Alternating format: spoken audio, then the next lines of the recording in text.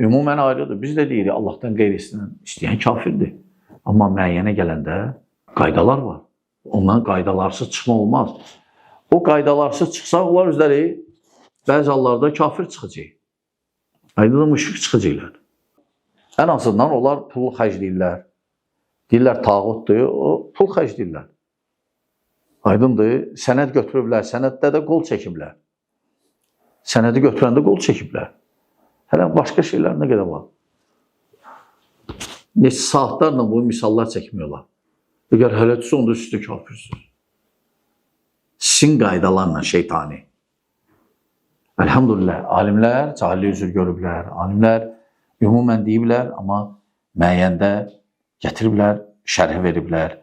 Əgər şeyx, hətta şeyx, məsələn, təkfir eləyibsə, yəni hüccət çatıb ona görə. Amma hüccət çatmamış təkfir yoxdur. Bəyan olunmamış təkfir yoxdur.